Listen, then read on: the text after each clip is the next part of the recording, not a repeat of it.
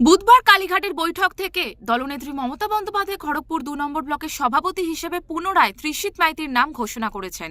পাশাপাশি এলাকায় গোষ্ঠীকন্দল মিটিয়ে সকলকে একসঙ্গে চলার বার্তা দিয়েছেন নেত্রী। তার নির্দেশে ২৪ ঘন্টাও কাটেনি তার আগে পশ্চিম মেদিনীপুর জেলার খড়গপুর ২ নম্বর ব্লকে গোষ্ঠীকন্দল ফের প্রকাশ্যে। ব্লক সভাপতিকে না জানিয়ে এক নির্দল পঞ্চায়েত সদস্যকে তৃণমূলে যোগদান করিয়ে তার হাতে দলীয় পতাকা তুলে দেওয়ার অভিযোগ উঠল খড়গপুর ২ নম্বর পঞ্চায়েত সমিতির সভাপতি বিশ্বজিৎ মুখোপাধ্যায়ের বিরুদ্ধে।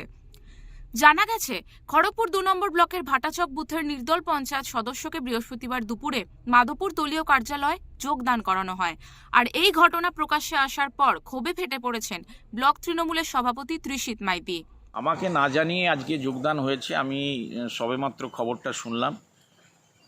এটা অনভিপ্রেত, এটা হওয়া উচিত নয়।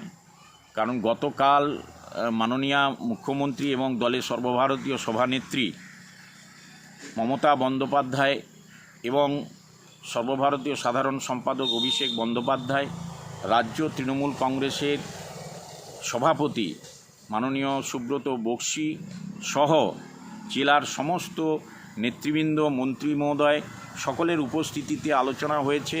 সেখানে আমার নামটা দিদি ঘোষণা করেছেন যে ব্লকের সভাপতি হিসেবে ত্রিশিতবাবু কাজ চালিয়ে যাবেন এবং বিধায়ককে বলেছেন যে ওনাকে সাহায্য করার জন্য।